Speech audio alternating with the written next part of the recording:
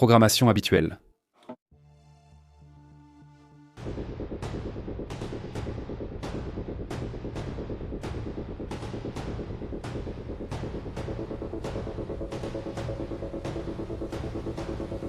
Comment ça va?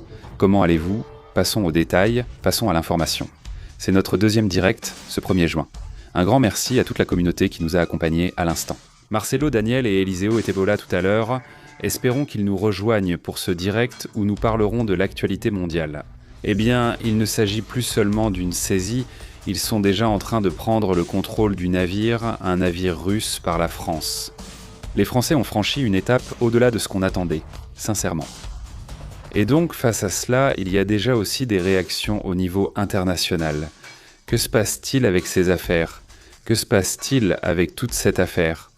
Eh bien, une saisie complète d'un pétrolier. Cela pourrait provoquer une réaction forte du Kremlin.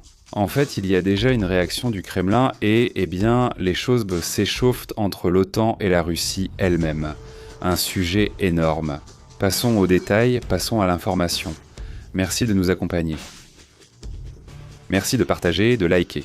Si vous ne l'avez pas encore fait, partagez notre contenu et abonnez-vous. Si ce n'est pas encore fait non plus, une accolade.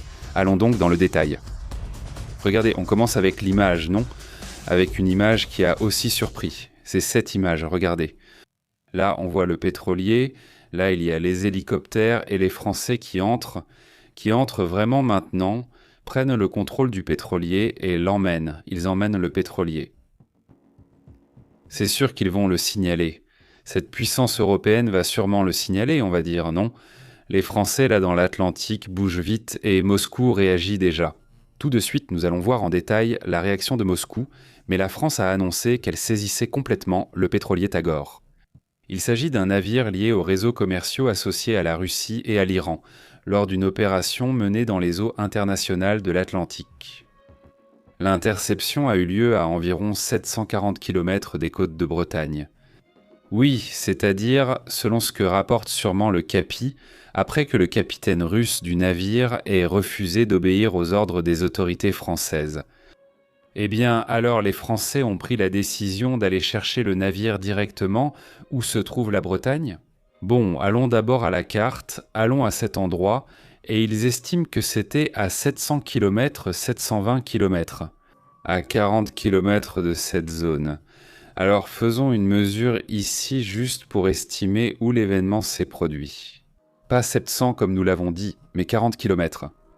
Bon, à peu près à cette hauteur. À peu près à cette hauteur, c'est là que les Français ont dû mener leur opération. Voyons, permettez-moi, c'est par ici. Disons qu'à cette hauteur, c'est là que la France est intervenue. Oui, c'est par là. Éloignons-nous un peu plus. Ce serait la zone où ils auraient repris le bateau. Selon les autorités françaises, le navire naviguait en utilisant de manière irrégulière un pavillon camerounais, une situation qui a déclenché des alertes concernant de possibles manœuvres pour contourner les sanctions internationales. Le président Emmanuel Macron a défendu l'opération et a assuré qu'il ne permettra pas que les navires sanctionnés financent la guerre menée par la Russie. Contre l'Ukraine, Moscou a réagi immédiatement. Le porte-parole du Kremlin, Dmitri Peskov, est également intervenu pour dire que cela relève de la piraterie ou je ne sais quoi. Eh bien, c'est intéressant parce que tout à coup, c'est même un peu comique.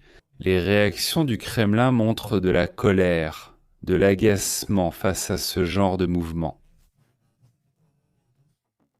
C'est seulement un problème quand on leur fait ça, pas quand eux le font, n'est-ce pas? Évidemment, face à ce mouvement, Moscou réagit en disant que c'est de la piraterie internationale. Et quand ils le disent, c'est une chose.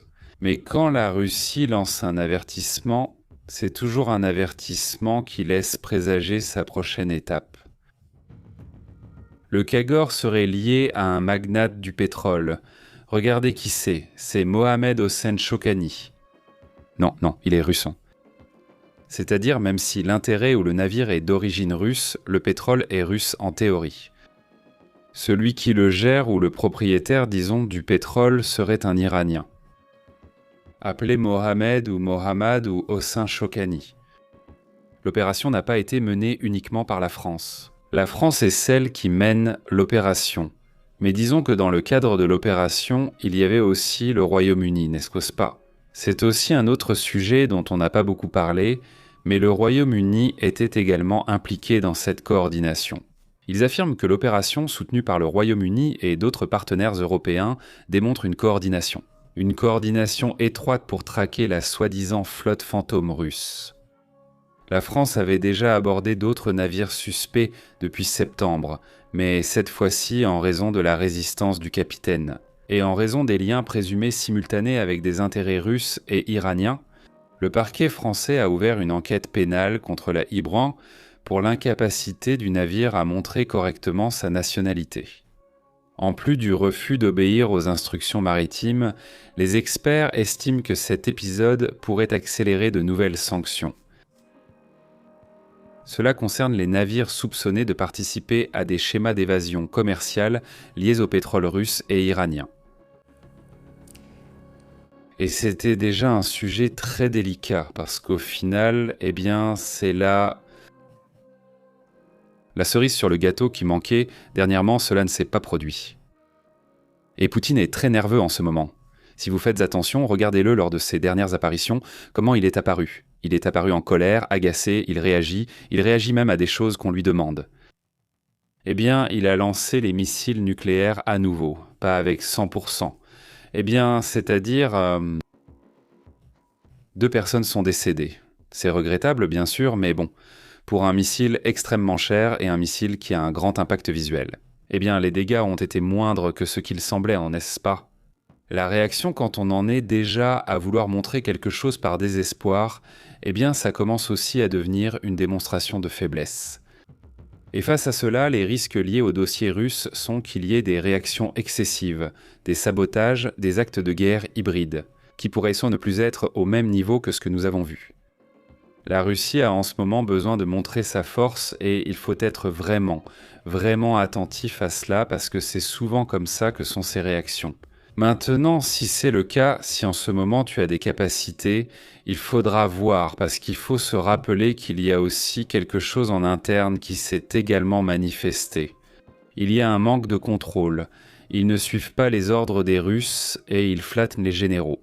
Ils parlent de Mir Poutine pour qu'il se calme, c'est-à-dire ceux de l'ISW, qui est cet organisme d'analyse essentiellement forensique, numérique et militaire, dans lequel ils examinent l'Institut pour la guerre à Washington, qui est un organisme non gouvernemental. Non, ce qu'ils font, c'est analyser en profondeur comment évoluent les conflits, n'est-ce pas ? Sur la base d'informations de renseignements, de satellites et de fuites, etc., n'est-ce pas ? D'après leurs données, quoi ? Ce qu'on a pu observer, c'est que des généraux russes montraient soit de fausses cartes à Poutine, sur les avancées qu'ils avaient à réaliser. Ce n'est pas la première fois que cela arrive, sauf que cette fois-ci, c'était trop flagrant. Il y a des villes que Poutine croit déjà conquises, mais ce n'est pas le cas. Donc, tant que cela continue, Poutine va rester dans son délire, mais il est frappant de voir qu'ils atteignent déjà un niveau très flagrant dans ce sens.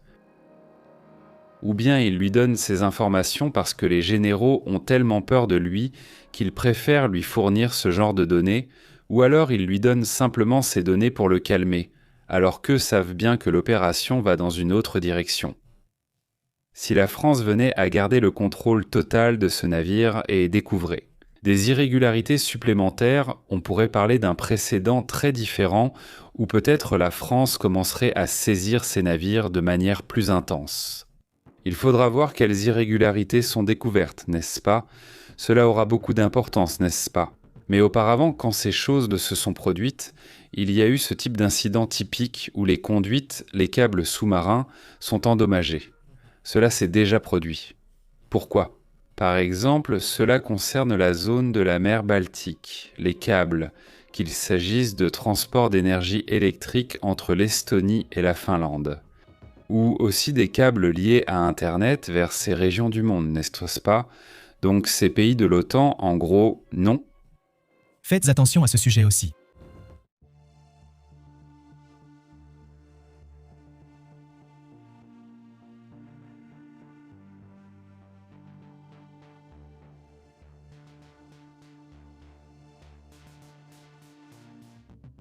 Et en continuant avec le sujet de la Russie, il y a un point qui attire beaucoup l'attention. Selon de hauts responsables européens du renseignement, l'économie russe est en déclin. Et je ne pense pas que ce soit une surprise. La surprise, c'est ce qui se passe et comment cela se passe. Alors, et que fait la Russie pour éviter, disons, le déclin complet, n'est-ce pas ?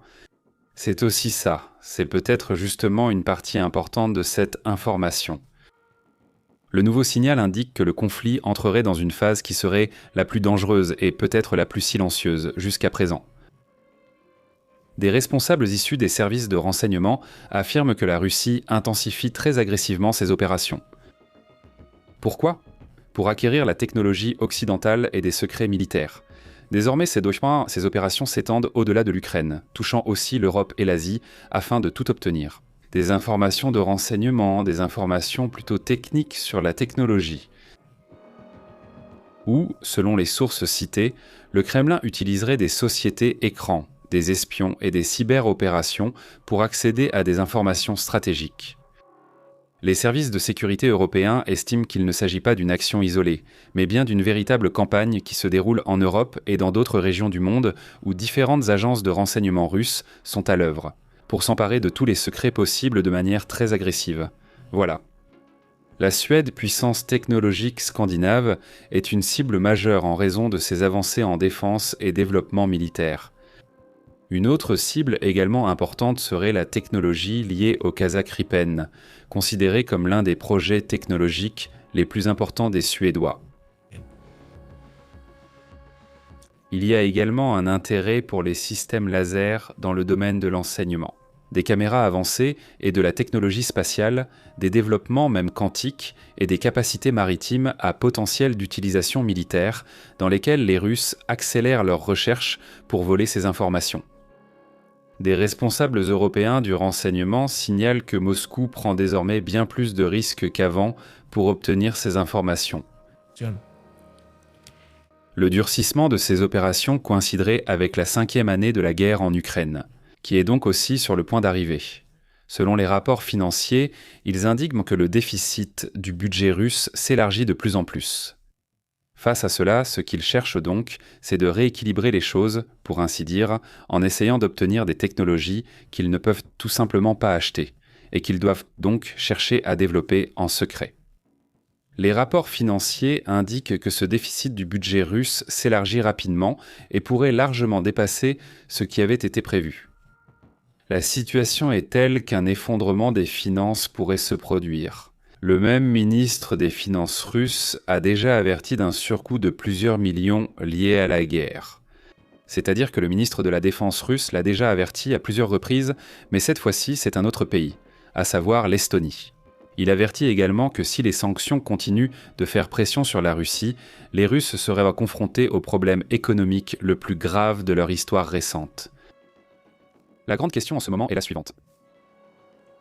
Eh bien, comment accélérer une technologie militaire si tu n'as pas le budget ? Eh bien, comment ? Eh bien, en allant la chercher, en la volant, tout simplement, non ? Donc, évidemment, cela fait aussi partie importante de ce qui se passe. Un autre point, c'est qu'en Hongrie, près de toute cette zone où la Russie essaie de continuer à exercer son influence, il faut se rappeler qu'il y avait Viktor Orban. Oui, lui qui était le président hongrois a été écarté sans élection, après de très nombreuses années au pouvoir. Viktor Orban était un président qui, bien que venant d'un pays membre de l'OTAN, était très favorable à la Russie. Mais un nouveau président arrive, c'est Tamas Siluk, vous vous souvenez ? Mais ils ont un président et un premier ministre qui est Péter Magyar.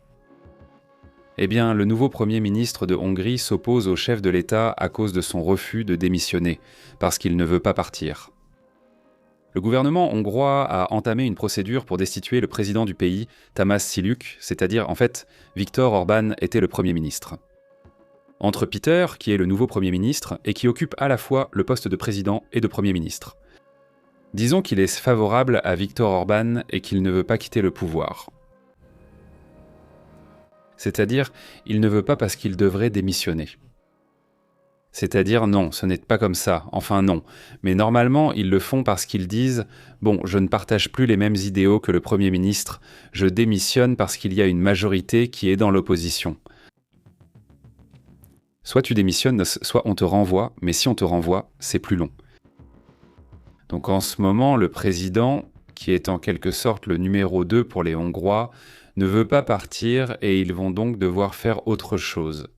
Selon ce qui a été annoncé aujourd'hui, lundi, il y a eu une conférence de presse. Le Premier ministre Peter Magyar, le nouveau Premier ministre, a pris la parole et il a essentiellement donné un ultimatum au président pour qu'il quitte son poste. N'est-ce pas ? Ils ont tout fait. Le gouvernement sortant, où se trouvent Viktor Orban et tous les autres, a tout fait. Ils ont brûlé des documents, ils les ont détruits, ils ont fait plein de choses pour ne laisser aucune trace de tout ce qu'ils faisaient pendant toute leur période au gouvernement. Cela montre évidemment qu'ils ont dû faire quelque chose, qui n'est pas légalement défendable pour ainsi dire, n'est-ce pas ? Donc, cela fait aussi partie de ce qui se passe en ce moment. Passons à d'autres détails également importants.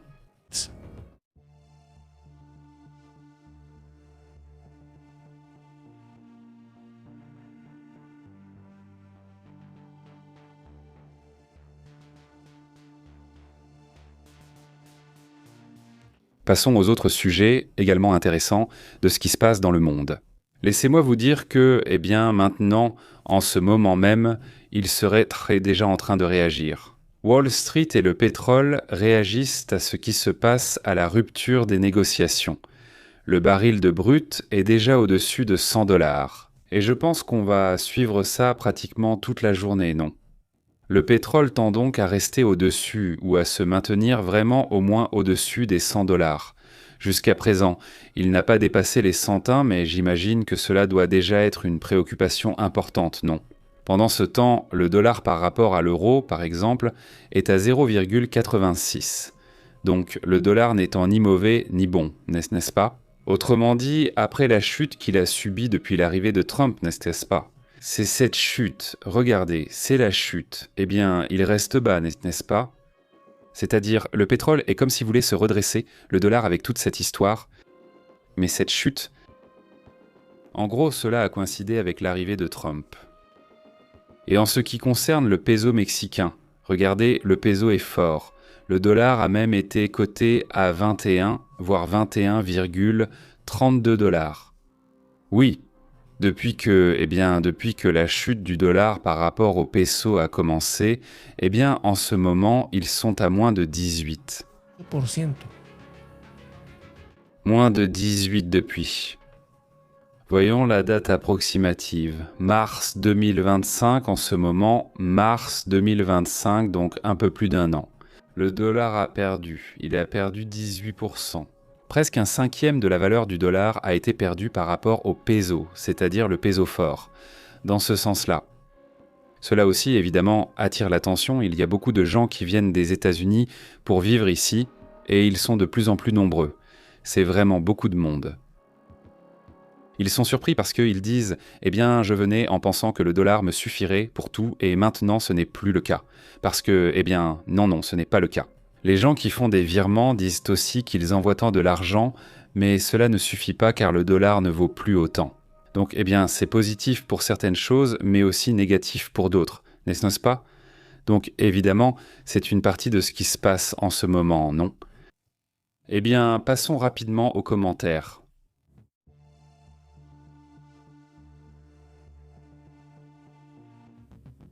Comment allez-vous ? Un grand merci à toute la communauté. Adilson Eliseo, bonjour à tous, salutations. Miguel dit par ici, ici en Uruguay, on n'échappe pas au taux de change. Le bateau prend l'eau, il dit, on n'échappe pas au taux de change. Le bateau prend l'eau, dit Miguel. Soit on fait le malin, soit c'est fort comme c'est. Miguel dit, ouf, une honte et un manque de respect envers la chanson de la Coupe du Monde de Julieta Venegas. N'est-ce pas que sinon, non, ça ne m'a pas plu, vraiment, je suis très perplexe, je ne sais pas comment, Enfin. Ce que tu attends d'une chanson de la Coupe du Monde, je crois, non ? C'est donc la passion pour le football, l'esprit sportif, l'amitié entre tout le monde. L'affaire est réglée.